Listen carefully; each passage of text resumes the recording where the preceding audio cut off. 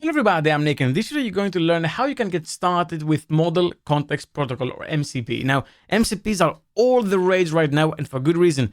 They're amazing. The way things like Claude or even Visual Studio Code or any other IDE like JetBrains Rider, for example, can connect and pull information and make actions using a standardized way of doing that is just so amazing, and I'm glad the AI finally has it because it streamlines a lot of things. I've interacted with MCP servers and I'm actively using some. I have never really written some.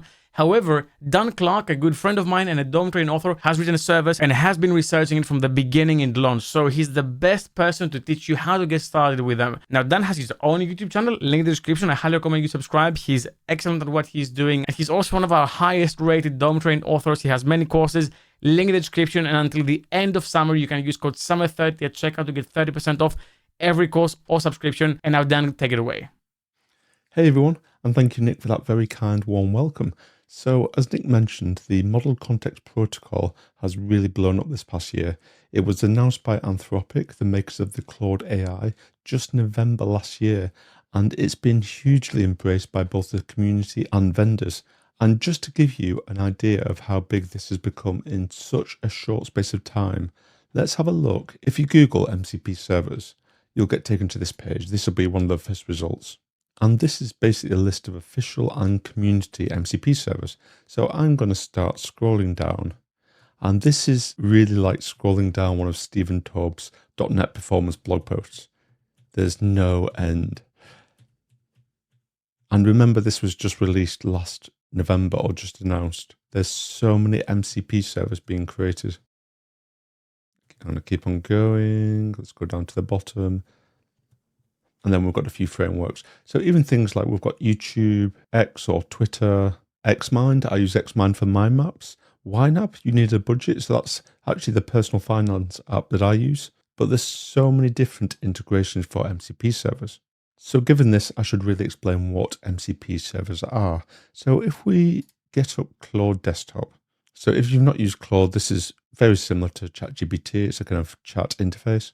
And I have an example prompt here. Using the following ingredients, create a Tesco's order. Tesco is a supermarket in the UK, maybe other places as well. That includes them. And I've listed out just some ingredients. Now, normally without the concept of integrations, which is what MCP servers are, this kind of prompt wouldn't make sense because whilst Claude will know what Tesco's is, it won't know what to do with this prompt. But if Tesco did have an MCP server, then this kind of prompt would make sense. I don't think Tesco do have an MCP server, but this is just an example to show you what it can do. And you can have MCP servers for developer related things like GitHub for creating pull requests and various things like that. You can also use MCP servers for things that aren't developer related, things like a Tesco order, or we saw YNAB before for personal finance. So it just allows a language model to feel like it's interacting with these integrations. Now, the MCP protocol and the tooling around it, it's not actually the model itself obviously talking to these different integrations. But as far as using it is concerned, whether it's from code or whether it's something like Claude Desktop or VS Code, GitHub Copilot, which we'll see, all of these different places, it feels like the language model is talking to these integrations. So what we're going to do now, we're just going to jump in at the deep end. We're going to go to Rider and look at an MCP server because I want you to see how easy it is to create these things. So looking at this solution here, and this will be available in a GitHub repository, which we'll link in the description down below. We've got two projects. We're not going to look at the example client application yet. We'll have a look a bit later. But first, we're going to look at this podcast MCP server. If I go to the project in F4 so I can see the CS proj file, then ignore things like Serilog, and the reason for this will make sense later. If you've done modern.NET, then you'll probably recognize this. So most projects, this is just a console application. Most projects have this NuGet package. It's this one that's the key one. Model Context Protocol, and it's currently in preview. If we just go back to the browser and click here, so this is the Model Context Protocol documentation. Going down on the left-hand side to the bottom, we can see a list of SDKs. So we're obviously looking at the C# one, but I just wanted to highlight that it's available in other languages as well. It's not a .NET thing, it's not a C# thing, but there is an official C# SDK. Going back to code and then program.cs. So we can ignore most of this because this is just logging. It's this we're interested in. So again, this pattern should look quite familiar if you're a .NET developer that's doing modern .NET. So we've got builder, services, add something. So that pattern is quite common. So in this case, this comes from the NuGet package and we're saying builder services, add MCP server. And then we've got a bunch of extension methods. This one's quite interesting. So with standard IO server transport, so you've got different options for running your MCP server. If you run it locally, then you can use standard IO as a communication transport between the client and this server. We'll come back to that in a bit. There's other options if you want to run your MCP server remotely somewhere else. You can use something called SSE, Server Sent Events, but now they actually support streamable HTTP and SSE is being deprecated. But locally, we'll use standard IO server transport, and that's what we'll see in this video. The next line with tools from assembly. So this word tools, this is quite key because if you think about a web API, that exposes endpoints. So that might be a controller or a minimal API or something like that. An MCP server exposes tools.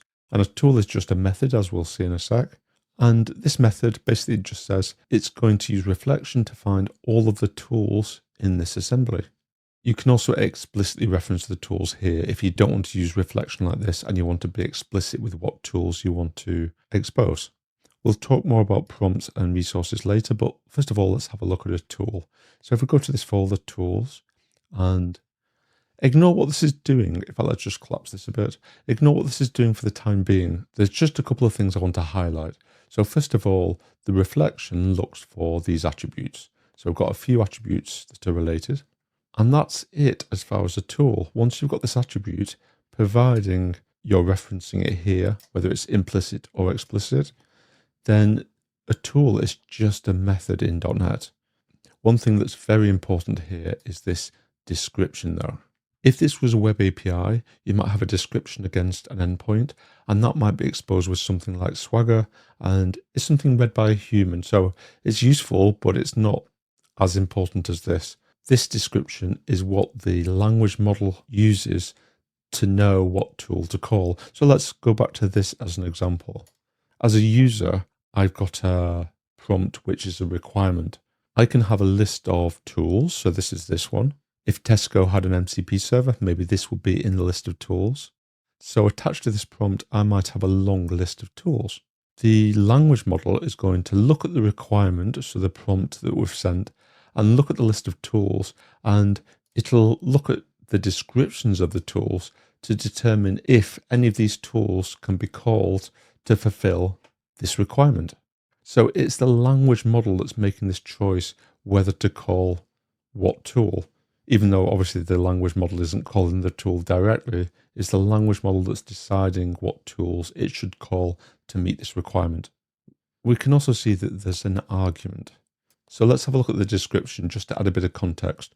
So this tool gets a list of unhandled exception podcast episodes and optionally takes in one or more tags. So this is the description for the language model, and the language model can also decide to pass in some arguments. Now you can actually add a description against each of the arguments as well if you want to add more information. For this, I didn't feel I had to. So just to add some context, the Unhandled Exception podcast is a podcast that I host, and I'm very honoured to have had some amazing guests on the show. If I just zoom out a bit so we can see the tags, if I go to all tags and then zoom back in, then we've got a list of tags here. So I thought it would be interesting to have this MCP server basically query episodes based on tags. So if we go back to Rider again, then we can see that the code, and remember, this is just code. It can be anything you want. Quite often this might be talking to a database. It could be calling a downstream service. It could be doing something else. So for example, the Playwright MCP server, which we'll see later, that launches your browser to run Playwright functionality. So this is just code. It can do anything you want, really. It's just code. But in this case, I'm basically just parsing. This is where my statically generated website for the podcast is. And this is a list of markdown files. I'm basically parsing the front matter. So for context, front matter is if I go to one of the posts Let's go to Nick Chapsas' one to keep him happy. And if I expand the front matter here, so this is just Markdown, a bit of YAML at the top, which gives metadata. So we've got a title, we've got a date, that was quite a while ago, and we've got a bunch of tags. And this code just parses it. So I'm doing control click to go to that method. And all of this code, so again, this is linked down below. It's in a public GitHub repository, but I won't go through this too much because this is unrelated, but it's enumerating all the Markdown files and it will just parse the description. In fact, if I go down, it's this DTO. So the title, the date, which I'm not really using, and the tags. Ignore this, we'll come back to this. And then I'm doing filter by tags. So this is just an extension method, which is a link query. And that's it. So I'm returning the data. Note that I'm returning a list of the DTOs. So the return value I'm doing is typed. A lot of examples you'll see the return value is a string and the JSON serialization is explicit within code using JSON serializer. The benefit to doing it that way is that for an unhappy path, remember that this is consumed by a language model. Say, for example, there were no podcast episodes. Then it could just return a string saying there were no podcast episodes or something descriptive that the LLM would know what to do with, would understand. For this example, I'm just returning a type directly though. So if we build this now, so that's built, and then I'm going to jump over to VS Code. So in VS Code now, we've got this GitHub button. It's been there for quite a while. This is GitHub Copilot. This drop down here, you might have it as Ask. So what Ask is just the typical kind of chat client where you can have a conversation. If you change it to edit mode, it means that Copilot can edit your code. If you change it to agent mode, that turns on this kind of vibe coding kind of thing where it can do much, much, much more. It can iterate and run multiple commands and do multiple actions. It can create folders, create files. It can run commands like npm commands. So it's the kind of thing you could literally prompt saying, create me a React app which does something and give it a big list of criteria. So it's really, really, really powerful. You can choose different models. But when you're on agent mode, you get this cog here. And that basically allows you to configure tools and choose from a list of tools. Normally that one will be selected, but we also get a list of MCP tools as well. So we can see we've got the one, and I'll show how I've installed it in a sec. This is the one we've just been looking at, and we can see the tools. We've got the Playwright MCP server and all of its tools, which we'll look at later.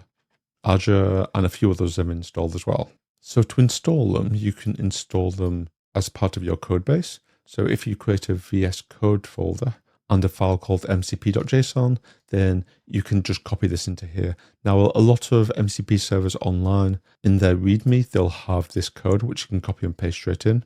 Or we've got an ad server down here, and this is almost like a wizard talking you through the different options. I'll talk about these in a sec. So this is if you want a reference to your MCP server. If you just want it for one project, you can source control it and share it with your team, or share a reference to it with your team. If you just want it installed in VS Code for all of the projects on your computer, then if you do Control comma or Command comma, whatever it is on the Mac or Linux, and then this is the settings. Up here, we've got this button which opens the JSON version.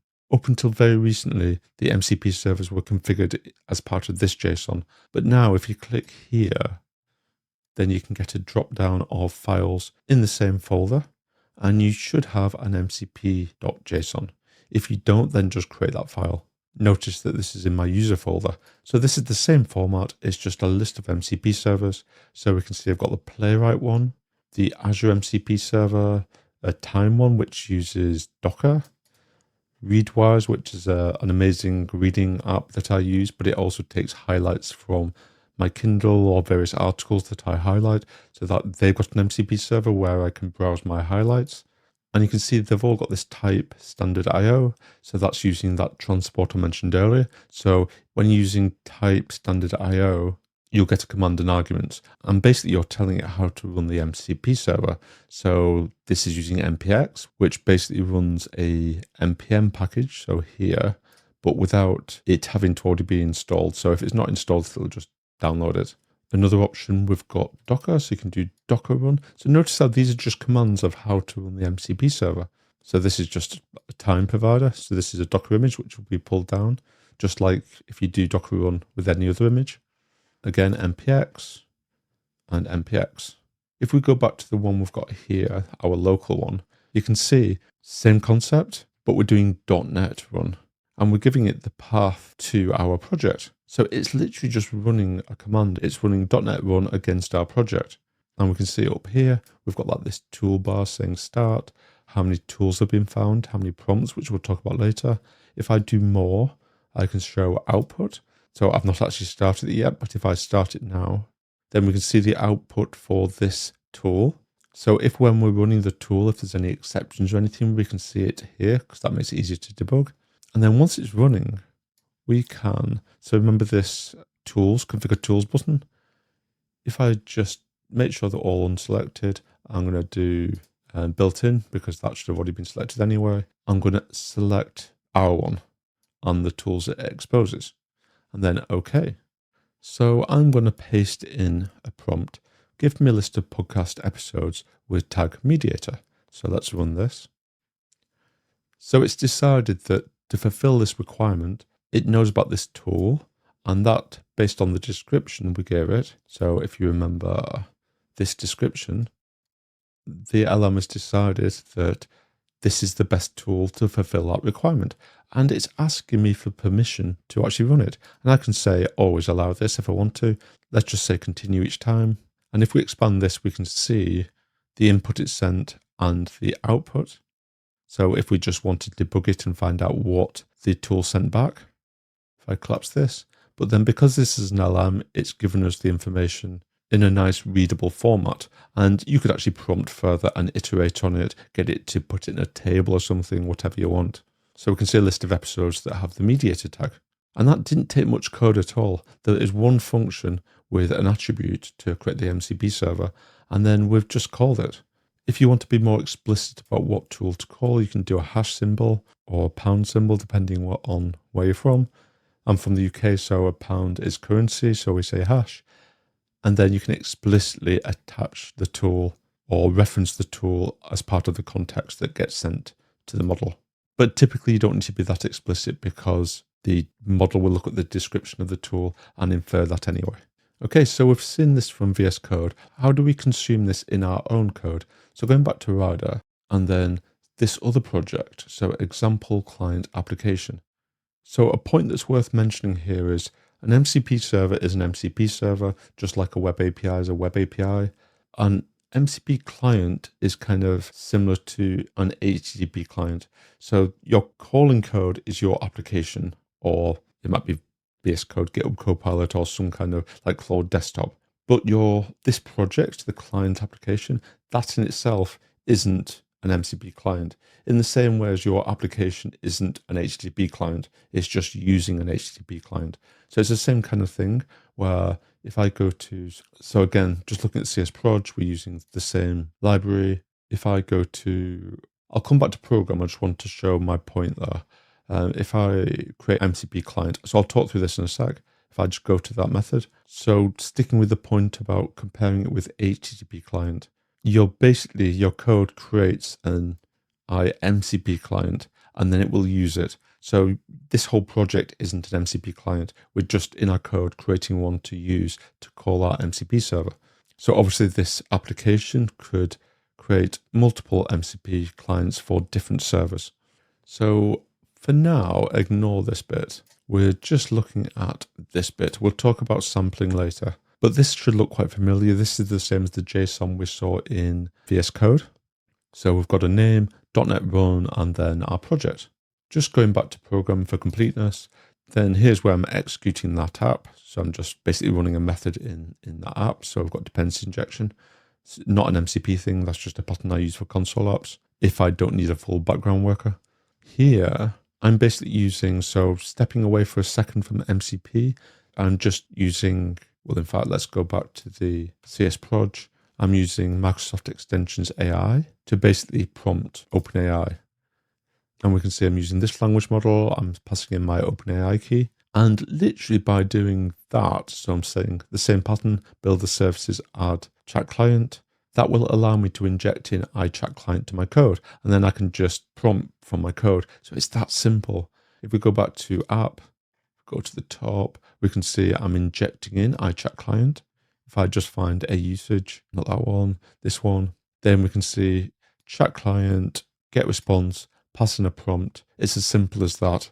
So going back to MCP now, let's stick with this example actually. We've got a prompt, which is the same as what we saw before. Get a list of unhandled exception podcast episodes with tag. I've gone with Aspire this time rather than Mediator, but it's the same concept. And then saying, get me a list of the tools that this MCP server exposes. And then I'm doing a prompt and I'm just attaching the tools to it. And that's it. That will give me the same kind of output that we saw in GitHub Copilot. So if I go to the top of this file just for context, so this is that execute we saw. I'm getting an MCP client to my MCP server running locally because it's using the standard IO. This will actually launch the MCP server too. In fact, going back to this method, just to point out that if I wasn't using the standard client transport and I was using streamable HTTP or the SSE, then the options here wouldn't give me a command and an argument. It would give me like an endpoint to call out to. But because I'm using this, then it's doing command and argument, and running this will actually launch your server. We'll run this command. Going back to the top, so we've got create MCP client, an example of a direct call. So let's go to that. So this is useful for debugging. This is like literally doing a call to a tool and passing in some arguments. So it's doing a remote procedure call. In real production code, this is not what you do. As we've mentioned, it's the LLM or the language model that decides what tool to call, then the tooling does it. So you should never really have to explicitly call a tool like this, but it's useful for debugging and developing. After this example, I've got an example using a prompt, which is what we just looked at. So let's run these two together. I should point out I'm using dump here. So this is using a library which we'll include in the show notes called Dumpify. I say show notes, I'm used to the podcast, the description down below. And it's amazing. It gives a link pad kind of output, but just in your console applications. So if I scroll up now, so this has dumped out this kind of output using that Dumpify. So this is the output of example of direct call. So this is literally the direct call and showing the response. And then the bottom example is an example using a prompt. And we can see we've got a similar kind of output. Obviously, it's a different tag that we saw when we demoed this from VS Code. So we run this prompt and got this output. The LLM rendered it nicely. If we do the same in our own code, the LLM renders it nicely. And I'm surprised we were talking about Aspire. I suppose it would have been a couple of years ago, but that was with Scott Hunter. That was a great episode. And more recently, I had Maddie talking about .NET Aspire on the podcast, and that was an amazing episode. It's really worth listening to because .NET Aspire is amazing. And I should mention I've got a Don't Train course all about Aspire, so that's available on Don't Train. So I mentioned this direct call was useful for debugging and investigations, if you just want to call it directly. I also mentioned in the tool before, so this is back on the server side, remember this tool? I would talk about what these two are. Obviously adding logging, then we can see that in the output that we saw in VS Code. But quite often I want to debug and put breakpoints in my code. So I found this really useful. If you just do debugger.launch, and then I build this again. Actually, this is a very good point, which I'm glad we've hit this. Quite often, because if we go back to VS Code, see how this is running. If it's running, then Rider can't, or Visual Studio, whatever you're building your app, it can't overwrite the binary files. So you've got to stop it. Then you can go back and then build. And that'll now build, and then we can start again. Oh, something else is using it. Maybe Claude Desktop. Let me just close this. There we are. So Claude Desktop was using it as well. So you've got to be careful about things that are running your MCP server locally will stop you from building. But now that's let me build it. If I go back to here and start it again, if I now see this replay button, so if I retry the same prompt, just to save me typing, so it wants to call this endpoint. So remember, we've got that debugger.launch now. So if I click continue, then this pops up. And this basically allows you to choose your IDE instance. Now, it's worth pointing out that by default, so this is the rider one. If you've got Visual Studio installed, you'll get a list of, this will be Visual Studio with a list of Visual Studio instances, even if you use rider. If you do want to use rider, just a quick tangent. If you go to the settings, so you can do the cog up here, or Control Alt and S, or Command Alt and S, Option S, whatever the Mac and Linux equivalent. If you go to Build, Debugger, go down and find a button down here, so this one. So this is grayed out because I've already selected it, but if you find that that launch window becomes Visual Studio and you want it to be rider, just come here and click this, and that'll change the default. So going back on track, I'm going to click on this and then select or double click. So that's now attached to the debugger. It's not obvious where it is, but if you press F10 so you can step over, then it finds where it is, and then you can continue stepping through. So I can click here, I can then look at the values. So that's really useful for debugging. And remember that this was called from an LLM. Well, kind of. It's kind of obviously, as I mentioned before, the language model isn't calling it directly, but it's decided to call this tool to fulfill the requirement of your prompt. And then the tooling, the MCP tooling, then orchestrates it and makes that call for us. But for all intents and purposes, it feels like the language model is calling this directly. So let's stop that. I'm just going to go back to here and just stop this so I can build. And let's comment this out. So the next thing I want to show is something called sampling. And all this means is, with permission of the client, the MCP server's code can leverage the language model as well and do prompts. So I've got another tool here, podcast episodes, details, comedy tool. So again, it's the same kind of thing. It's just a different description, gets a list of unhandled exception podcast episodes where the details have a comedy slant. So I'm doing the same thing. I'm just getting the front matter and filtering, but then I'm for eaching through it. And we can see this server is injected in. So I can just pass that in via dependency injection. I can call this, so get response async, just like we did on the client side, and we can pass in a prompt. So I've changed this podcast title to be funny, and I've passed in the title. I've added a bit of extra information because you know how a language model, it has a conversation, so it might say, sure, I can do that, then it'll give the information, and then it gives a bit of text afterwards saying, let me know if I can be of further help. So we don't want that. So I've explicitly said, do not include any other text in the response, just the title itself. And then I'm saying title is the response. So I'm just overriding the title. And that's it. I'm just returning those. So I'm just looping through, making a prompt query to change the text to be funny. So if we want to call this from our own code, so remember the client application. So I wrote an example. Let's just comment those out, and this one, and uncomment this. So example using a prompt with sampling. So if I click on here, so actually before we look at this, when we created the MCP client, remember how I said to ignore this block? Now we can stop ignoring it. So this basically says, this is the chat client, the OpenAI. Do you remember we set up my OpenAI key and we injected in iChat client? Then this is basically saying that the server side can use it. So it's setting up capabilities. So our server code that we just saw will use this chat client too. And then the example, it was this one. So I'm saying get a list, let's collapse that. Get a list of unhandled exception podcast episodes with tag messaging that have a comedy slant. So this prompt will hint to the LLM that it wants a comedy slant, and based on the tool descriptions, so remember that this tool actually said that the details have a comedy slant, then that will inform the language model which to call this tool instead, or to call this tool instead. Other than that, there's no difference. So I'm listing the tools, I'm doing this prompt, I'm passing in the tools, and that's it. So now let's run this.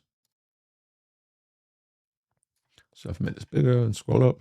So here's a unhandled exception podcast episodes with messaging tag with a comedy slant.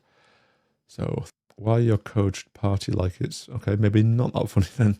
I was with Callum. Chew your way through mass transit madness with Chris Patterson. brighter than my future within Cooper. Also, for context, this library we spoke about in Cooper's library has got brighter and darker, two different libraries around messaging. Layla Bugria, the quest for the perfect bus schedule. I was hoping for funnier than these, but it'll do. Let's take the same prompt and we're going to do the same now in VS Code. So if I do continue, we're now going to get this pop-up because it's basically asking us permission for the server to be using our language model. So I'm going to say allow in this session. So we can see it's got the same list, but it's renamed them differently because an LLM will do that. Whether they're any better, I wonder what model would work best for comedy. Anyway, moving on. So I mentioned here about this term prompts. So that's what we're going to look at next. And basically what this allows us to do, if I go back to our MCP server. So if you remember in program.cs, we had with prompts from assembly. So that's used reflection in the same way as this one. And I've got a prompt here. So again, we've just got a different attribute here. We've got a description. We've got a parameter. And we've got our prompt. So think about this as a template. So it's a list of prompts that might be useful for the user of this MCP server. So note that our parameters tag, we're actually just putting it as part of the string interpolation. Then going back to the consumer, VS Code in this case, if I click on prompts, we can see this pops up. So it's get list of podcast episodes. And notice this has got a /, so you can actually just do / and you get this list of prompts. So if I click on this now, notice at the top, we've got this block at the top and it's asking for this tag because that was a parameter in our, if we go back to here, that was this parameter. So I'm going to say, let's do mediator again. And down here, it's just populated that prompt. So it is just like a template. So you can, your MCP server can just expose a whole list of prompts that might be useful. And you can also picture this being good for, imagine your MCP server actually did commands. So this is almost like / commands, like in Slack when you do / commands and you issue a command. If your MCP server has a bunch of commands and you're chatting with your client, you can like do / and then type in the name, whatever the name is, and enter, and then that can run your tools. So that's good for setting up that kind of thing as well. Also remember that this is, let's do that again. So this is quite a small prompt. A prompt could be a page long. It could be many, many paragraphs with lots of different information and setup that would take too long to type. So prompts don't have to be really small. So there you can see where these prompts, these templates would become really, really useful. So imagine a prompt with a whole bunch of best practices and that kind of thing. The next thing to talk about is resources. So if we go to back to here in the server, we've got resources. And again, in program, we said with resources from assembly. So let's go back to resources. So this basically allows you to, the language model doesn't access this. You as a user, say maybe in your code, actually programmatically, or in Copilot, you can attach context. So I can go to MCP resources. So let's just go back to this for some context. So this is a MIME type. I've given it a description and I've just said that this is plain text and this is a URL and this is the Get Podcast website's URI. A resource can be a file, it can be an image, it can be JSON, text file, it can be anything really. But in this example, I'm just returning the URL. But the point is that the tools, as we've seen, the language model decides which tools to call, but it's actually us that decides what resources we want to attach to our prompt. So if I do add context, and if you've not seen that context before, you can add different files to your prompt, screenshot, window, various things. Like problem is your output. So this is really useful for things you can attach to your prompt. If you do MCP resources, it's going to find resources in the MCP servers that the MCP servers are exposing. So it's found this. So I can click on this one and we can see down here, it's attached it to our prompt. So I can say, what's the podcast website's URI? And you can see it's actually attached this here. And based on the resource attachment, it's this. So it's got that from there. And if I actually click on this, we can see that file here. But again, that could be an image or something. Imagine the Playwright MCP server exposing a screenshot or something like that. And speaking of Playwright, actually, if I just turn on the tools, I could, and let's just turn on Playwright, so attach Playwright as well. I could then say, open it in our browser. It's asking if this is trusted. Oh, actually, that's not used Playwright. That's interesting. I've not seen it do that before. Okay, moving on, because last time I tried that, it used Playwright to launch it in the browser. I've got a better Playwright demo very shortly, so I'm not going to work out why that did it differently that time. Before I move on to Playwright, though, I want to make a point about MCP servers. Remember the Unix principle where Unix commands, they've been designed to be small and do one thing, and then on the command line you can pipe them together to do different things. You can kind of almost apply that with MCP server tools where, remember, the language model decides, it gets given a requirement and it decides what tools it can call to fulfill that requirement. Now, if we go back to the initial Claude desktop, this example I did at the start, and if we think about this now, if we think about if Tesco had an MCP server, what tools it would require, it's not just a create order tool. It needs to be able to search all the Tesco products to see if there's anything like this. They won't be exactly worded in this way. When it finds the product, it might need to add them to a basket. Then it might need to create the order. So there's a few things that it's got to do. So really think, if you're designing your MCP servers, really think about how granular and how specific. So remember the solid principle, single responsibility principle, how specific your tools are, because that gives the language model more power to mix and match them and combine them in different ways, depending on what it's trying to achieve. Right, so let's demo Playwright. Let's start a new chart. And I'm going to make sure that if I just unselect everything and select the built-in ones, and then leave my podcast MCP server unchecked now and just check Playwright. And then okay, so these are the tools I'm using here. And let's do a prompt like find bugs on danclarke.com. So this is my website. And so I'm literally just saying find bugs on danclarke.com. So it's discovered the Playwright MCP server. So it's asking for permission, so continue. So it's launched my site. I'm just going to bob this to the side so that we can see both sides. Can I make this bigger? So we can see it working. So you can see now it's just it's looking for things. It's already found duplicate tags. It's found something with incorrect coding. Now for time's sake, I'm just going to speed up the video at this point until it's finished.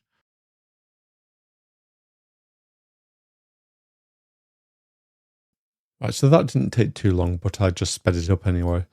And we can see it's gone through, it's found a bunch of things. It's written a report at the end. It's found broken links, like tags, duplicate tags with a space in, which I need to fix. It's found some things not HTTPS. It's found my footer version has... So every time I run this, it finds different bugs. This list isn't the same each time. It's listed out what works well. It's got some recommendations. And we can take this further, because we can actually then say to it, create some actual Playwright tests which capture these bugs. We can then prompt it to actually fix the bugs, and we can check those Playwright tests pass. We can then use the GitHub MCP server to literally in the chat prompt it to create PRs for those things and create descriptive PR descriptions as well. So you can see how as developers, we're going to be working at a completely different level of abstraction than we're used to. And we're going to almost become like AI orchestrators until AI can do the orchestrating itself. We'll see, interesting times are ahead. So this knows information about my website now. So it knows about the buttons and various things. So I can say something like buy him a coffee. It knows that there's a buy me a coffee link. So it's detected this. It's going to ask to run this. It's clicked on the link. So it's already known that. And then it's talking me through what it's seeing. So I can then say something nice and buy him 3 coffees. So you can see it's changed it to 3. So I'm not touching the website at all. It's written a nice message. It's even worked out from here what message to give. That is pretty insane. And then so let's continue. Now, obviously at this point, I'm going to stop because I'm not going to type into the chat my credit card details, but you get the idea. You wonder what's going to happen with user interfaces because really, I've not touched this website. Does it need to even be a website? Is the future that everything's going to be almost MCP servers and APIs where we're just talking via a chat client and giving requirements, or even via audio instead of actually typing? Our user interface is just going to go away. Who knows what's going to happen? Things are changing so quickly. Very quickly, I don't know how long this has been, so I'm hoping this is not too long a video. If I stop this, if I just go to the terminal, running this command, there's a project called MCP Inspector. So if you do npx and run this, if you do it in your MCP, in fact, let me go on to the podcast MCP server. So do it from this folder. This is going to basically run a tool which is quite useful. So it's, to be honest, you can do the same in what we've been doing in VS Code, but see I've got, if I do standard IO, .NET, run, we don't need to specify the CS proj because we run it from that folder. So we're just doing .NET run, connect, then we can say like tools, list tools. So we can see this, we can click on that.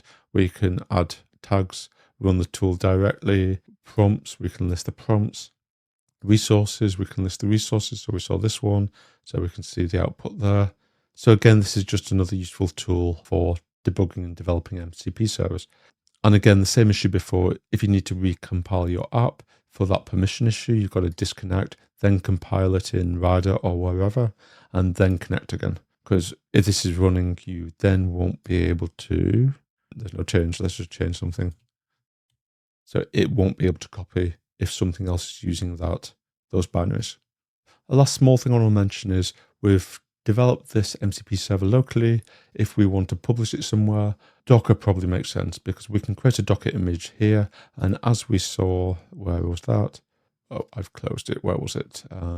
This one. As we saw here, I think it was this time provider one. We can just do Docker run to run something. Again, this is locally. It's out of scope with this video to talk about calling remotely with SSC or streamable HTTP. We're doing everything locally in this video. So we can do Docker run and it can just pull down. And obviously this again is standard IO. So this is running it locally and communicating via standard IO. But again, you can host it just in a Docker container registry.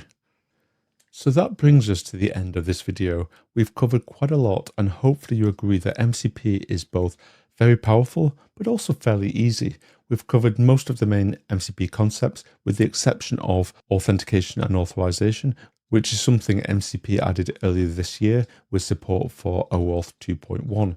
Covering that would have made this video even longer though. I just want to say a massive thank you again to Nick for inviting me onto the channel. I'm going to be really cheeky now, and I've already mentioned the podcast, but I'm also going to throw in a cheeky newsletter mention. So I do a monthly .NET newsletter with news from the last month, which can be found on danclarke.beehive.com. So that's here. And to give you an example of the June edition, it includes .NET news items, so things like Automapper Mediator, the commercial things, LinkPad, OpenTelemetry for JetBrains Rider, so that kind of news. It's got some AI news. I do a dev comic pick every month. So this one always makes me laugh, his expression. I was going to say we've all been there, but hopefully we haven't. I do a monthly dev tip, information about the podcast, and my Dome Train courses. So I've got a Dome Train course on Docker from zero to hero. I've got one on Kubernetes. I've got one on JetBrains Rider. And this year I released one on .NET Aspire. And finally, I get the honor of using Nick's closing phrase. As always, keep coding.